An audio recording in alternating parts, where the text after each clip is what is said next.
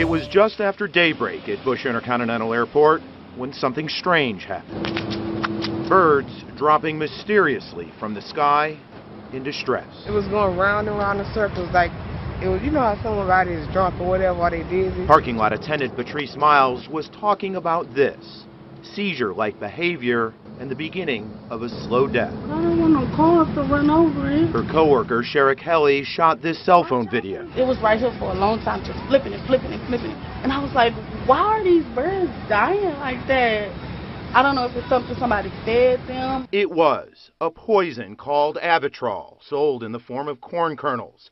United Airlines, in conjunction with the airport, told us it hired a licensed company to put it down to, quote, reduce the health and safety risks posed by birds.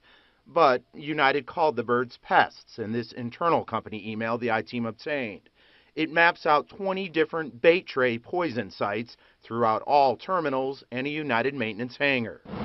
And while Avitrol's maker says it's used as a frightening agent to scare flocks away, the I-team confirms throughout this past weekend, hundreds of birds were killed.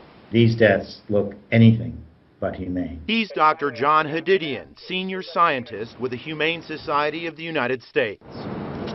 We told him about this great-tailed grackle, which took a full hour to die, sometimes struggling, sometimes appearing paralyzed, beak open for minutes on end. The birds that are dying after ingesting this compound are suffering and in great distress. And other animal rights groups say there are other non-lethal ways. Houston airport officials say they do use those non-lethal methods at times, but maintain this weekend's lethal kill falls within the accepted regulatory guidelines, something federal officials confirm.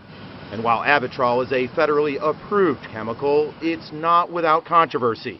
Several states ban its use entirely, and this scientist says for good reason. I trust my eyes, and I look at it and I say that's a horrible way for an animal to die. Now, despite the video that you just saw, Avitrol's manufacturer claims the affected birds are not in pain. Meantime, the U.S. Fish and Wildlife Service says while no violations occurred this past weekend, it does say the Houston airport system may not have reported all bird deaths last year as required. That's right, this isn't the first bird poisoning at Bush Airport. United Airlines says it does this about once a year.